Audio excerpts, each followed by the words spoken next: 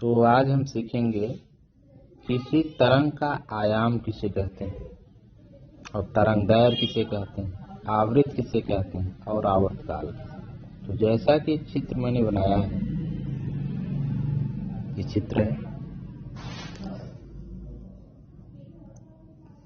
देखिए, अधिकतम विस्थापन को आयाम कहते हैं। ये अधिकतम विस्थापन है, यहाँ पे विस्थापन शून्य है, यहाँ पे अधिकतम विस्थापन है, तो इसे आयाम कहते हैं। और यहाँ श्रृंग उत्पन्न होता है और यहाँ पे श्रृंग उत्पन्न होता है, तो दो क्रमागत श्रृंग के बीच की दूरी को तरंग दैर्घ्य कहते हैं। ये भी हो गए। और ये अधिकतम विस्थापन है, यह विस्थापन प्रदर्शित कर रहा है और यह जो है समय को प्रदर्शित कर रहा है, समय स्मॉल टी। ठीक,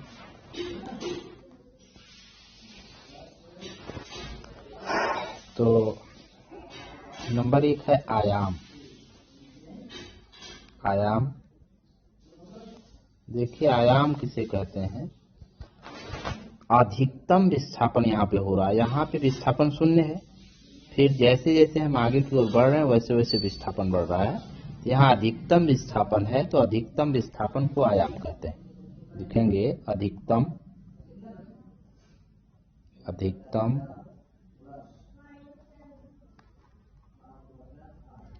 अधिकतम अधिकतम विस्थापन को,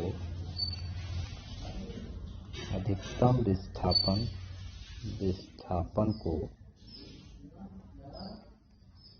अधिकतम विस्थापन को आयाम कहते हैं। आयाम कहते हैं। ठीक, देखिए यहाँ पे विस्थापन शून्य है, जैसे जैसे हम ऊपर की ओर चढ़ रहे हैं वैसे वैसे विस्थापन बढ़ता जा रहा है। तो यहाँ पे विस्थापन अधिकतम है, तो अधिकतम विस्थापन को आयाम कहते हैं। और आयाम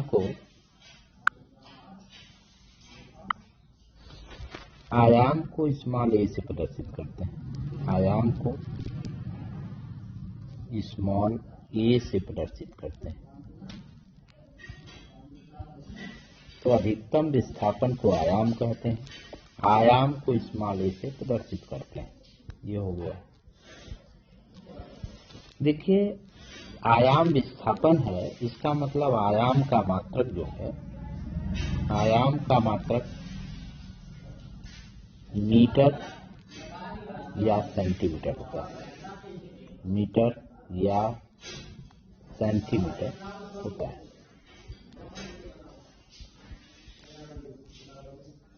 तो इस तरह से अधिकतम विस्थापन को आयाम कहते हैं। आयाम विस्थापन है, दूरी है, अर्थात आयाम का मात्रक मीटर या सेंटीमीटर होता है। इसके बाद आवृत्ति किसे कहते हैं। आवृत्ति, आवृत्ति किसी तरंग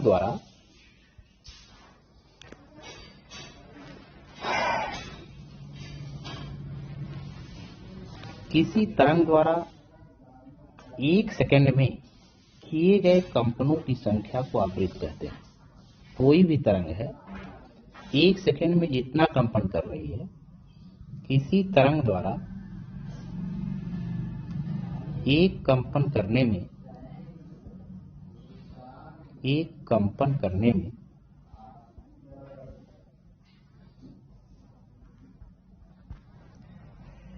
किसी तरंग द्वारा एक सेकंड में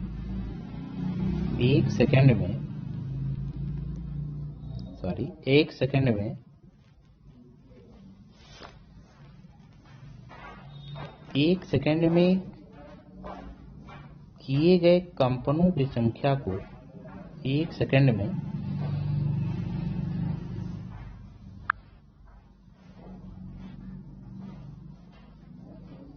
किसी तरंग द्वारा एक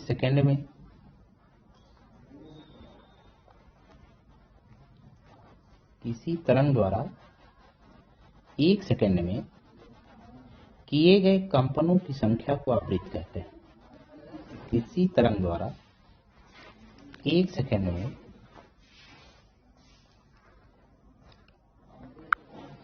किसी तरंग द्वारा एक सेकंड में 1 सेकंड में किए गए कंपनों की संख्या को किए गए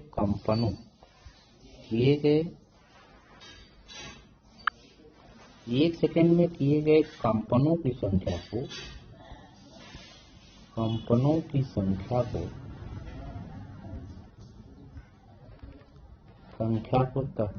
को आवृत्ति कहते हैं। आवृत्ति कहते हैं। तो कोई तरंग 1 सेकंड में जितना कंपन करती है उसे हम आवृत्ति कहते हैं। आवृत्ति को स्मॉल n से प्रदर्शित करते हैं। आवृत्ति को स्मॉल n से प्रदर्शित करते हैं।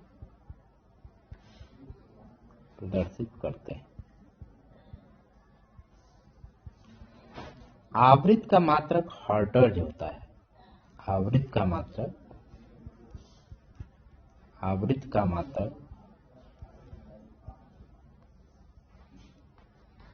हर्ट्ज से होता है।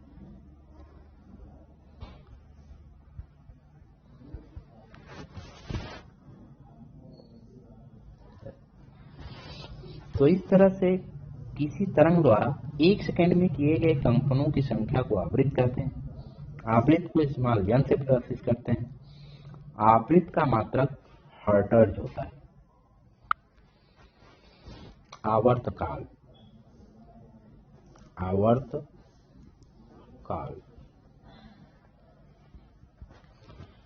किसी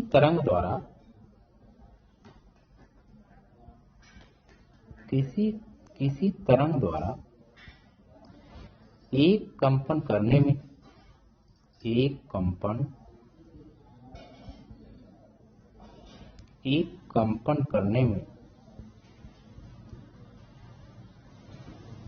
लगे समय को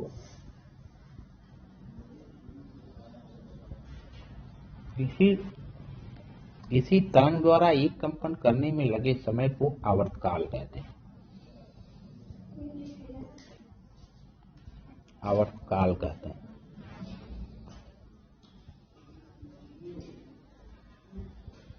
आवर्तकाल को कैपिटल T से प्रदर्शित करते हैं। आवर्तकाल को कैपिटल T से प्रदर्शित करते हैं।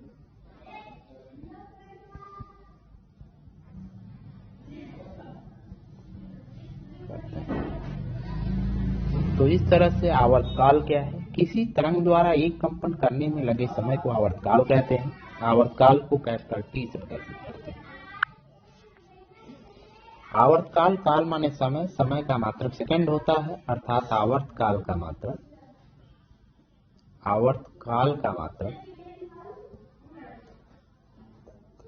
मात्रक सेकंड होता है।